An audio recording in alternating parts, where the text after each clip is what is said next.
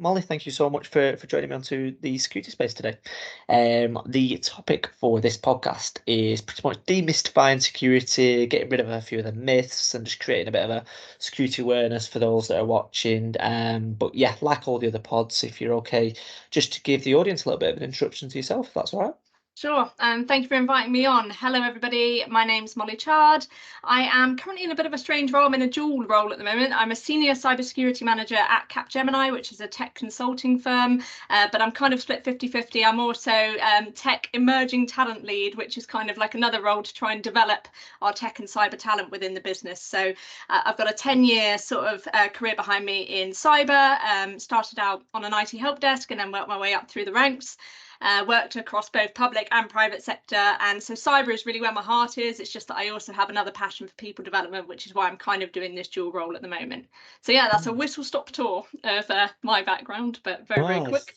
Yes, very. No, that's great. And to be honest with you, it's probably we're in very safe hands for the podcast, given your two roles and obviously the topic as well. So obviously to jump us straight in then, Molly, obviously, so talk to me about how, when it comes to security, why is it still a little bit of this, people don't really know about the industry as the amount of people that go to me, I've fallen into security, it wasn't a plan. Why in 2023 is this industry still got a bit of a lure to it? What's going on? Yeah, I think the biggest problem is that the industry did back when I started, which feels like ages ago, decade ago. It has an image problem, still has that problem now. I think people view, when you're looking in schools, when you're looking in colleges, when young people get advice on careers, they still view security as very much this niche cybersecurity topic where it's all hacking, it's all coding, and actually they still shove them down the computer science route and doing the coding route, and everybody thinks it is coding, hacking, and just those sorts of things. And even in the media, we still get represented like that. Everybody says cybersecurity and you think of the guy in the hoodie sat at his computer with lines of code going across it. You think of Mr. Robot, if anybody's seen that series, I absolutely love it. But that's the sort of stuff, the images you conjure up, right, when you think of cybersecurity. And I think part of that problem is referring to it as cybersecurity. I actually think, just calling it security, and then you have physical security, information security, and cybersecurity all under that umbrella is the better way to talk about it, because then you're really championing the fact that you've got all of these diverse roles within the industry and not just those coding, those hacking ones. So I think it's really tricky to tackle that image problem because it's so embedded in our society. But I think the key to that is just getting out there, talking to people that are already within the industry, learning about those roles that are out there, asking them, what do you do for a day job? Approach people on LinkedIn, on social media, because there are so many roles out there, both technical and non-technical. And really, you won't really understand the true breadth of it until you really put yourself out there, talk to people, and also until you're in the industry, in the tech industry somewhat, to then understand that, which is a shame. More should be done to raise that awareness before you have to get to that point, but we're not quite there yet. So I think that's the first problem, is that image problem. And the second problem is the barriers to entry. The fact that, hiring managers and organizations aren't clued up enough on exactly what they're looking for. They go through the same habits of putting job descriptions out there at entry level that require, a year to 2 years of experience, which is completely ridiculous. They put, needing certifications out there for entry level people. And let's be honest, most entry level people can't afford to do those certifications. They're like $3,000 and up, some of them. We can't afford them. People don't have them, especially if you're brand new to the industry. And you're not going to have those years worth of experience. So actually, it's completely realistic. It's completely archaic, the way we're going about it. And people aren't stopping to think, really, what's important here? And it's not the essential criteria, the tick box approach of you need certs, you need years of experience. It should be the focus on potential and capability at that entry level. Those individuals coming in with that passion or interest in a subject, that really want to learn, that can demonstrate that in their free time they've been learning via all different sorts of means, via YouTube, via Google, via doing their own courses, using online content. And that should be enough to demonstrate that somebody wants to get stuck in, wants to learn, and has that, capability. But unfortunately, they're falling at the first hurdle because they can't meet that list of criteria. So I Yeah. think those are the top two problems. And I know I'm waffling here. I could go on, you could probably tell for ages about this. But I think the problem is further exacerbated because I'm outside of work. I'm chief advisor on the board for Women in Cybersecurity UK and Ireland. And we always talk about the fact that essential criteria causes people of minority groups, women, people of colour, whoever that may be, to self-select out. You know, if you are feeling like you're not meeting 100% of those tick boxes, you think, oh, not going to bother now. Whereas, you know, men within the industry, not everybody, you can't generalise, but are more likely to take a punt and go, oh, I'll meet 60% of that, I'll just chuck an application in.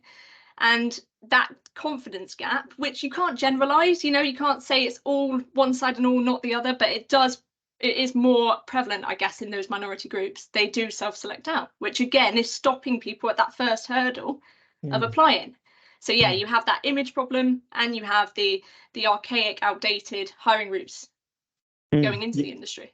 Yeah, no, terrific points, and I couldn't agree more. And so obviously to keep it on this entry level bit, obviously, you know, which is feeding this machine of security.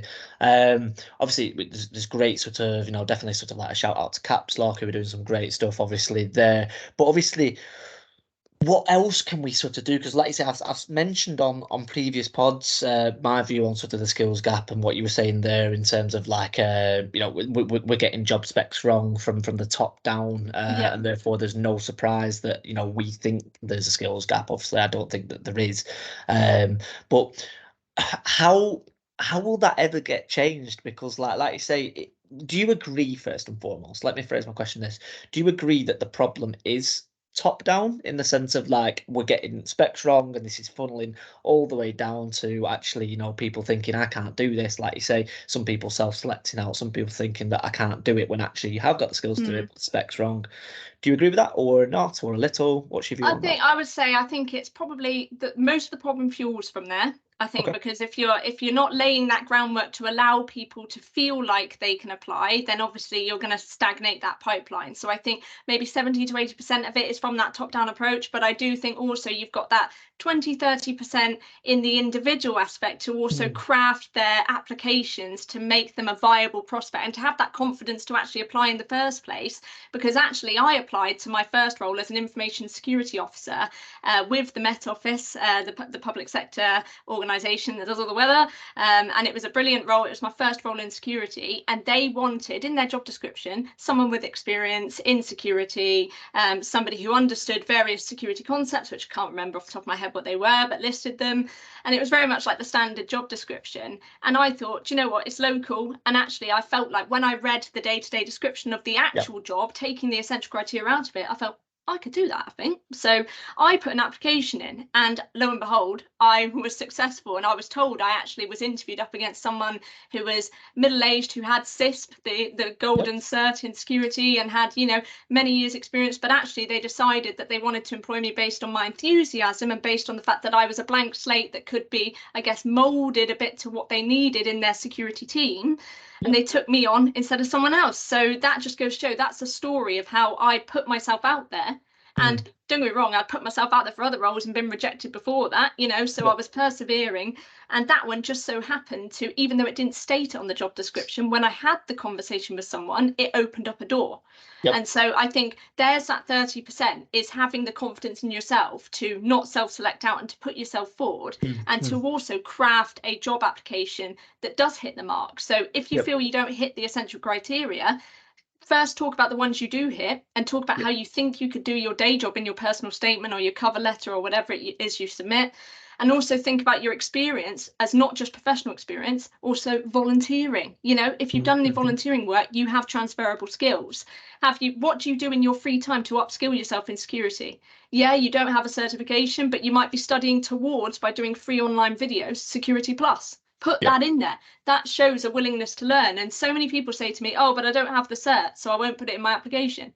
But actually, the valuable thing to the right employer, a big emphasis on right, is that you are willing to learn and putting yourself out there and got the drive to do that and got an interest in the subject, not the piece of paper that says you've got it. But there are some, obviously, as we've said, archaic institutions that will just see you haven't got your Security Plus yet and say no. And that's going to happen because we've still got that issue from the top down. But there are a few good ones out there that will actually prize, look at my example, you know, that capability and that potential. So craft your case to show who you are as a whole person, and Yeah. all of those things you're doing outside of the professional sphere that could give you transferable skills, because that could make you a very strong application.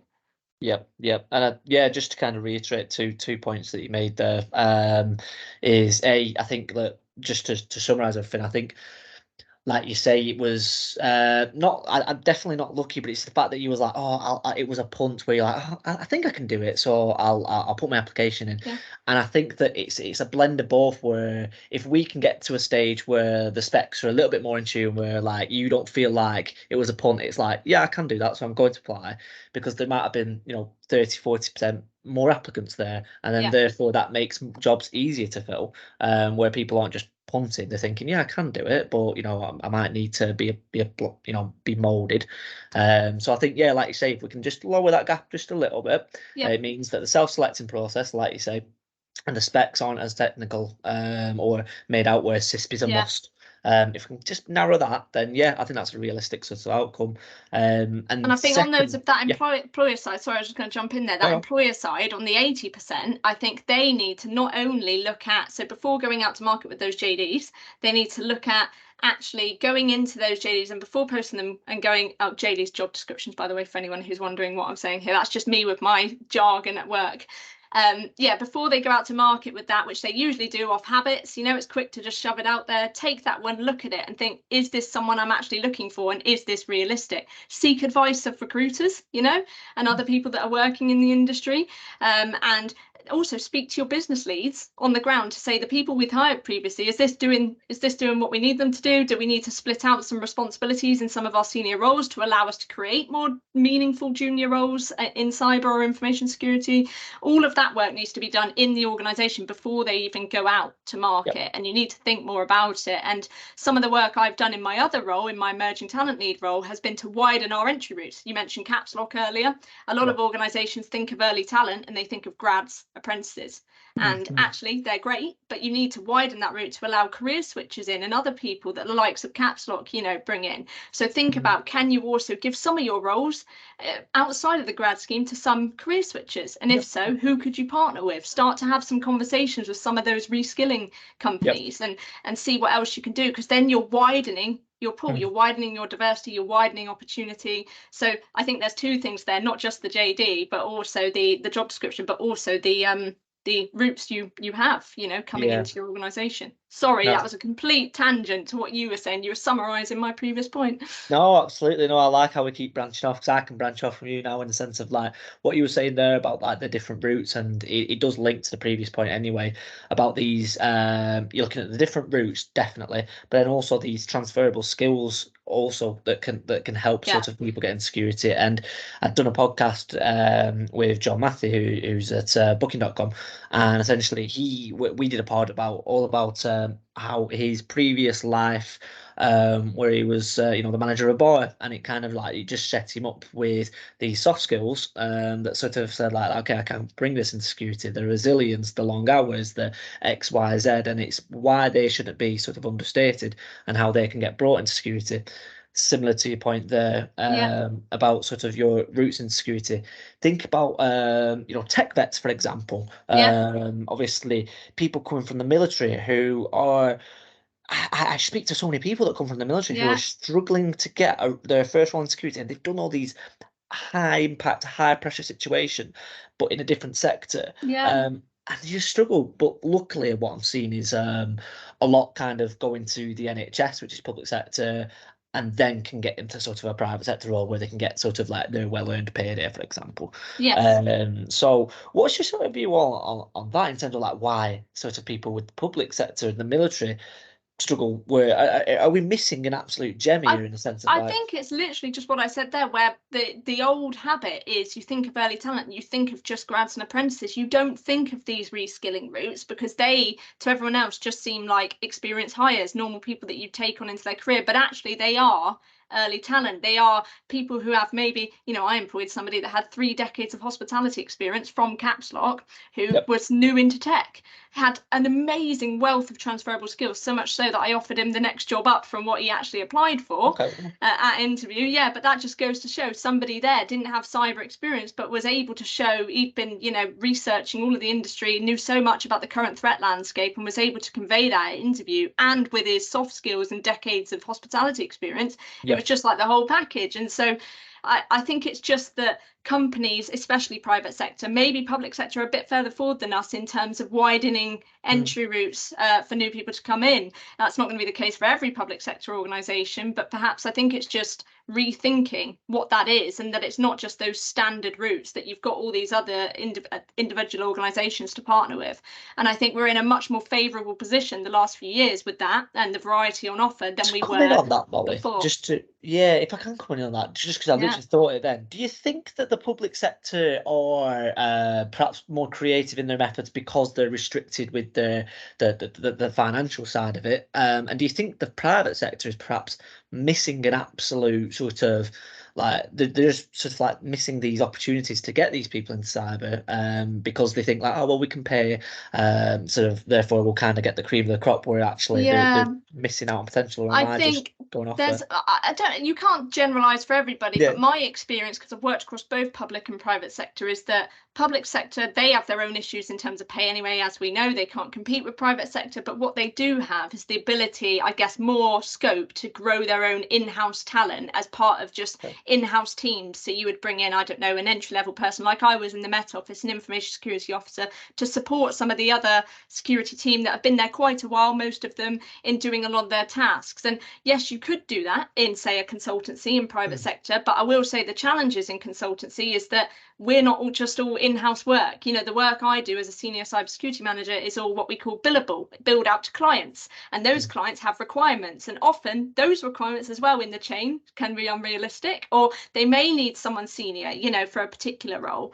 And so you have further complications, I think, especially when you look at private sector in the consulting sector, where it's trying to create those meaningful roles for people that are new to security, that's not just chucking them in the deep end. Whereas I think in public sector, maybe you have a few more opportunities there because it's an in-house team, just get somebody in, bums on seats, you know, shadowing people that are already there. Whereas consulting, you've got so many other requirements in the chain probably to meet that it makes it quite difficult sometimes to create those entry-level roles. Not impossible, because I've done it in my role, but it took a big culture shock of changing the organisation and their resourcing and their hiring practices, and also them then pushing back, you know, on the client requirements and challenging that.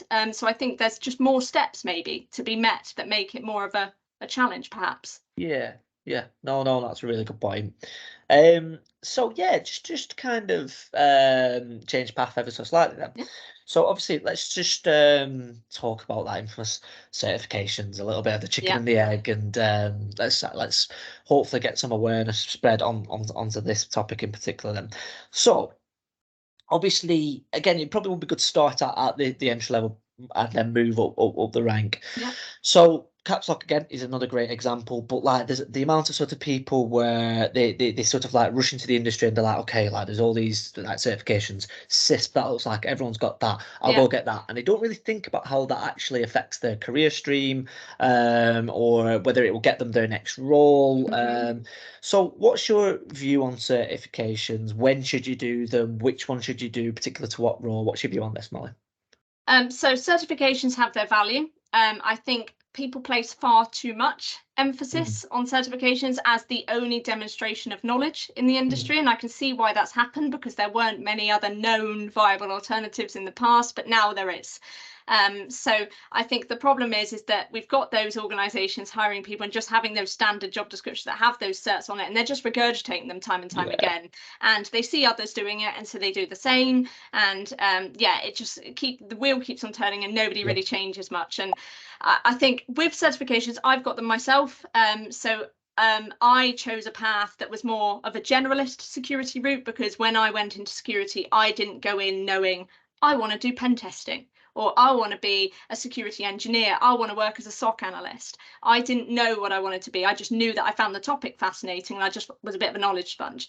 So I ended up transitioning through roles that gave me new exposure to different areas of security each time I changed roles every 18 to 24 months early on in my career.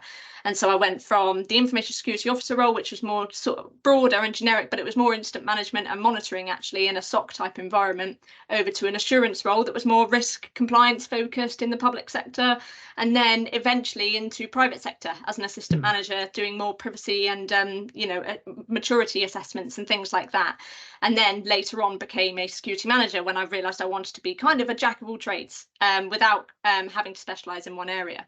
And that meant that my certs were never specific in the sense that I didn't do a specific pen testing cert or a specific network security cert.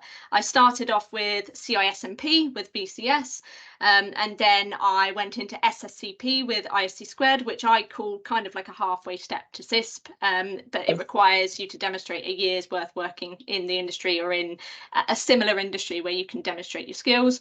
And then later on, that's where I did some of the bigger certs. So then I went into CISP after 5 years in the industry, and then later CISM when I thought it'd be good to understand the managerial side of it. And whilst I got some great knowledge from those certs, and I don't regret doing them, and actually I still upkeep them to this day, they are not the be all and end all. And that's the problem we have these days, is that people are too prescriptive about wanting certs for particular roles, but actually individuals can demonstrate their knowledge in a variety of ways. Like I was saying earlier, if somebody comes to one of our entry level roles, and if we were to say Security Plus is desirable, them stating that they are working towards it, as in studying content that's related to it, online free content, and not necessarily waving the piece of paper that says they've got it, is more valuable than just waving that piece of paper at us. To me anyway it is. So that just goes to show how someone like me will view it a bit differently.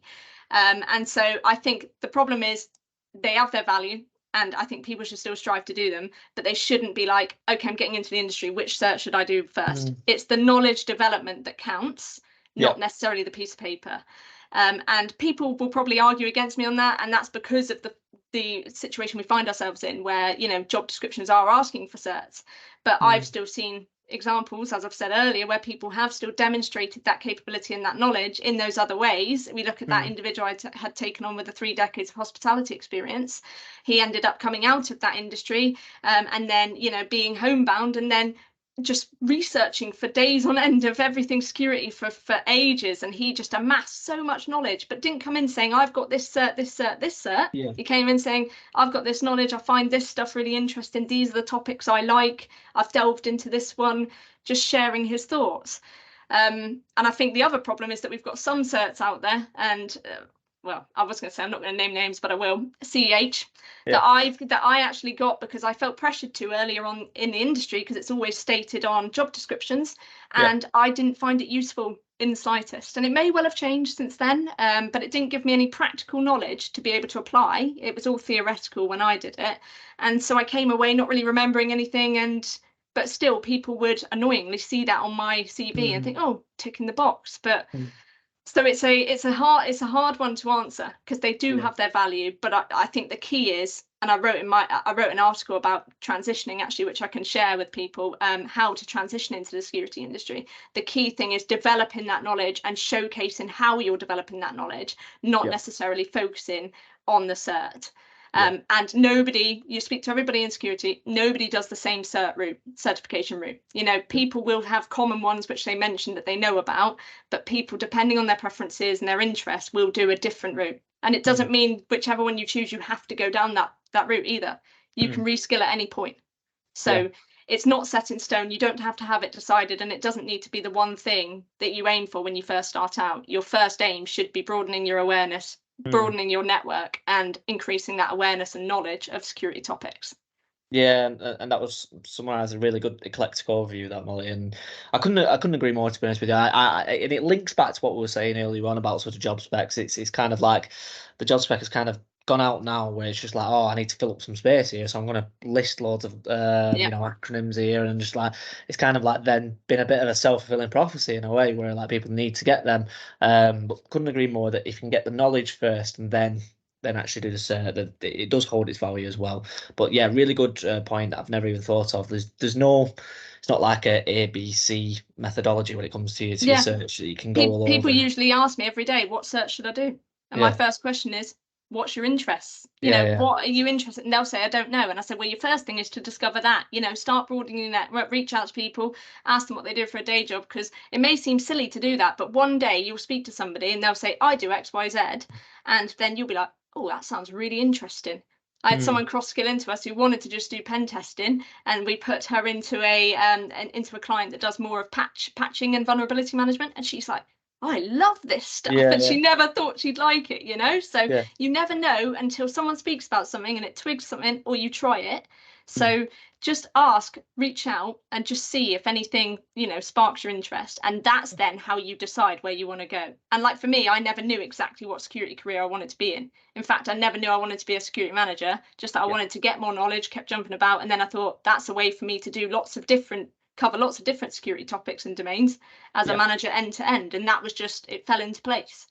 Well, so you don't leads have to know. perfectly to pretty much one of my final questions. Is a sense of like, so obviously you moved up the ladder, and has it been one rung after another, or has it just been chance encounters? Has it been just randomly you've met someone, you've had a conversation, you've been like, that sounds interesting? Like, because a lot of the time in security, the amount of times people say like it was just like a chance encounter, or something happened, it wasn't necessarily a straightforward path. So when you've gone up the ladder, what's kind of happened? How has it sort of happened for you?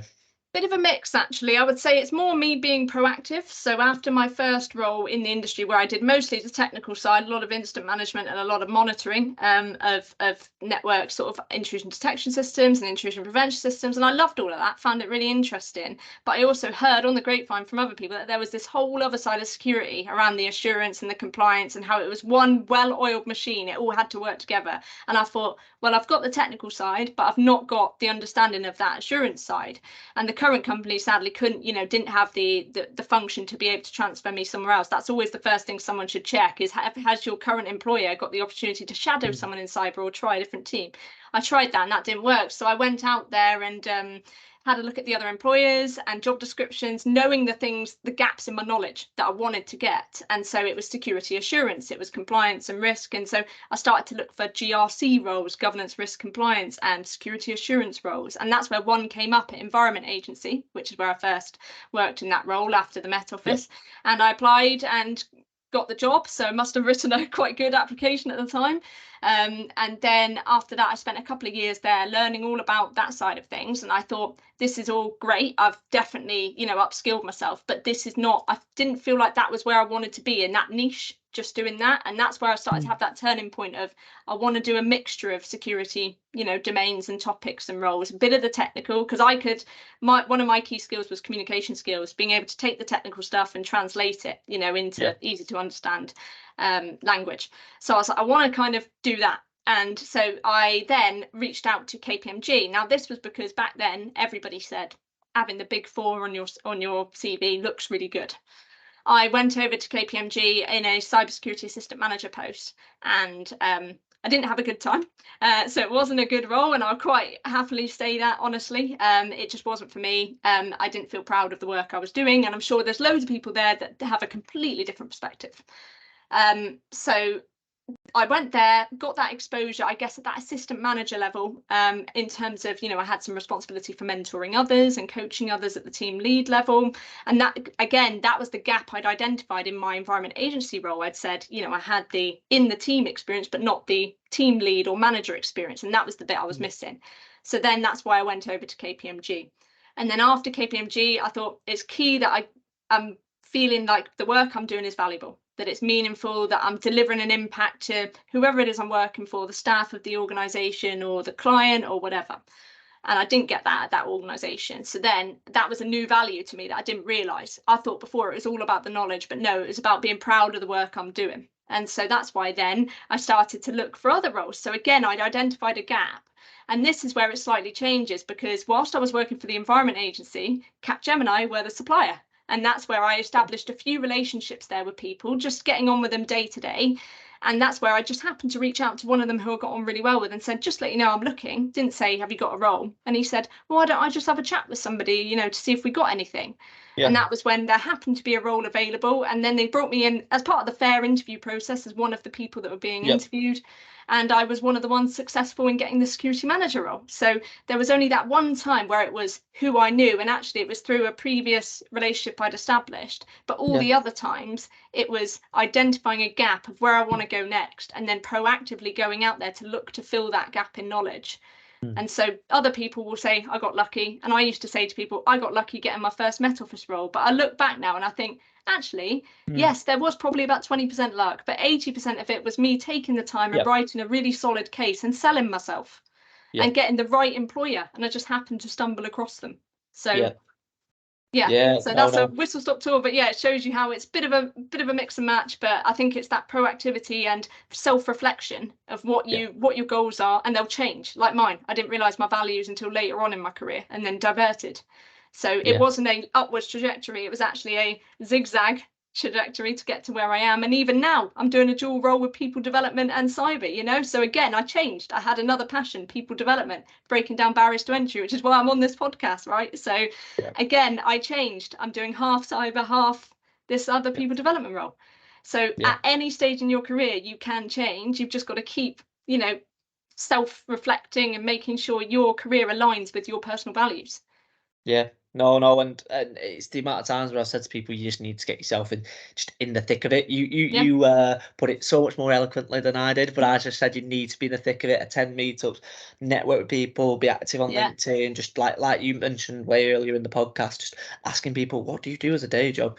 And just it's just ask the questions, speak to people, because you just never know. Because if you just putting your CV out to whatever is out on the market, it's a method, but you're probably doing yourself a disservice, and you're scratching the surface of what's actually out there. If you're making real relationships with people, like you might meet someone at a meetup, for example, and they're like, oh, you know, I've got nothing in my team now, but like in 9 months where, you know, I'm potentially going to be looking, then you know then, and it's just a case of like, you're not just being reactive to the market. And it's exactly what you said about proactivity. Exactly. So. And I was just going to add, I know we're close on time, but yeah, I was just going to add to my previous point about businesses and hiring managers working to do things differently. One thing I think it's really key to raise here is that I think there's also onus on governments to also think about the fact that SMEs, small and medium-sized enterprises, won't have the funds and the resourcing and the time that other big corporates have to be able to bring this junior talent in. And so I think it's really key to say that the onus isn't all just on these organisations to just bring in junior talent, because for some of them it won't be feasible.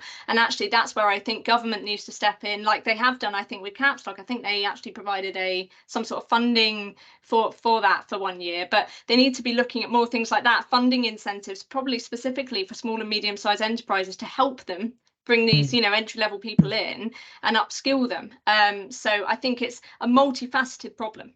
But I think it comes from all levels, but there's more you can do to champion yourself, you know, as someone applying, as you've seen from my story. So I think the key thing to take away today is to not self-select yourself out, to actually think about your case that you're submitting for a job, to think about those wider opportunities you can showcase, to really put yourself forward confidently. And then even if you get a setback, we all do, you know, I've had recent job applications that I've done, I've not even been, you know, successful with a decade-long career. We all get it at all stages of careers, but you keep going, because it's about finding that right organisation and that right culture, which is just as important as the role itself. No, perfect. And Mollie, I'm going to need to get you back on, because like you say, I think we've only scratched the surface of this as to what we can sort of explore. But if anybody's sort of got any questions for what Mollie's raised today, any points, any advice that you might need, be sure to put any links to information below. I know that you alluded to an article about transitioning to security as well. We'll be sure to sort of attach that as well. But yeah, once again, Mollie, thanks so much for jumping on the security space.